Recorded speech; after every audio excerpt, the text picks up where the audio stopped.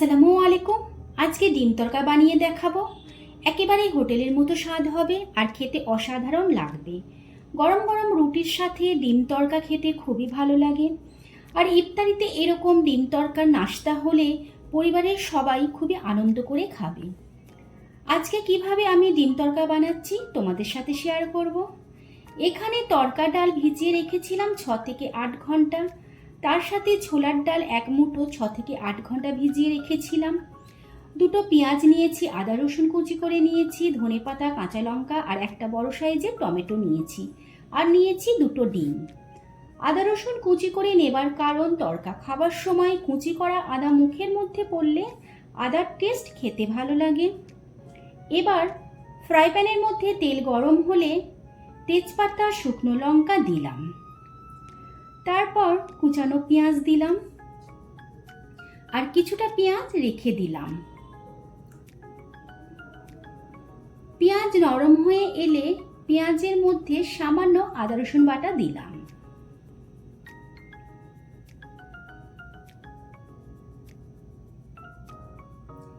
এবার কুচিয়ে রাখা আদা রসুন দিয়ে দিলাম আর আদা রসুন পেঁয়াজ একেবারে লাল করে ভাজা পর্যন্ত অপেক্ষা করব।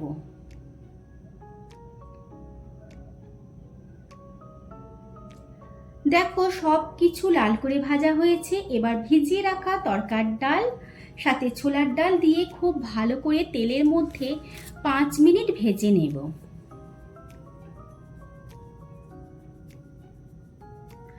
তারপর এর মধ্যে ভর্তি করে 1 চামচ হলুদ, পরিমাণ মতো নুন, লঙ্কা, ধনে গুঁড়ো সবকিছু দিয়ে ভালো করে কষিয়ে নেব।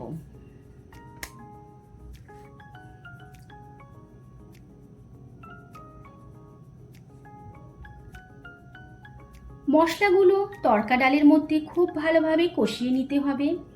এবার এই ডাল প্রেসার কুকারের মধ্যে সেদ্ধ করব। কুকারের মধ্যে সেদ্ধ ভালো হবে। 4 থেকে 5টা সিটি দিয়ে নেব।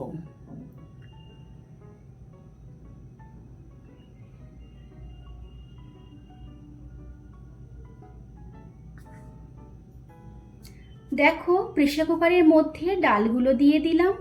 পরিমাণ মতো পানি দিয়ে প্রেসার কুকার গ্যাসের মধ্যে বসিয়ে দিলাম।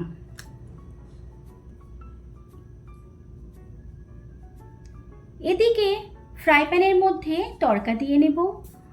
বাকি পেঁয়াজগুলো দিলাম।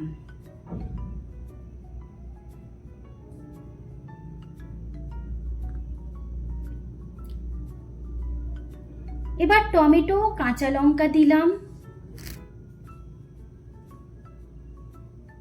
টমেটো একটু নরম হলে এর মধ্যে গরম মশলা গুঁড়ো আর তড়কা মশলা দিয়ে দিলাম 2 চামচ। তড়কা মশলা দিলে টেস্ট খুব ভালো হয়।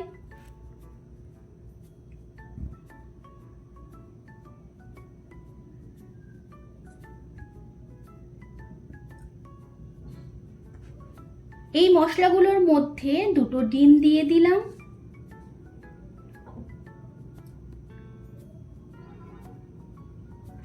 পরিমাণ মতো নুন দিলাম।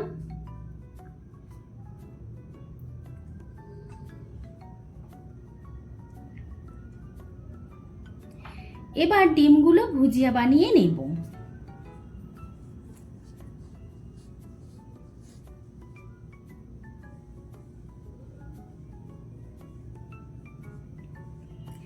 এদিকে তরকা ডাল সেদ্ধ হয়ে গিয়েছে। এবার সেদ্ধ করা ডাল ডিমের মধ্যে দিয়ে ভালো করে ওপর নিচ করে মিশিয়ে নিতে হবে।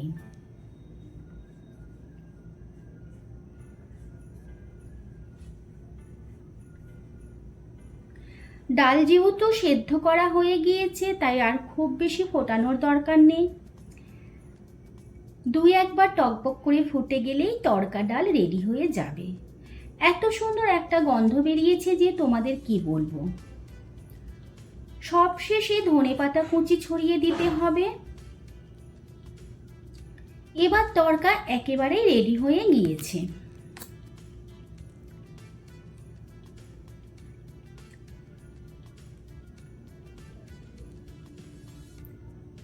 এখন তোমাদের গরম গরম সার্ভ করে দেখাবো।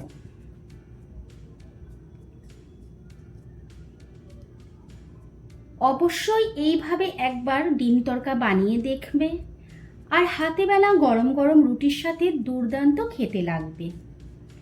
আর খাবার সময় 1 চামচ করে বাটার তড়কার মধ্যে দিয়ে খেতে হবে। বাটার দেবার কারণে স্বাদ আরও বেড়ে যাবে।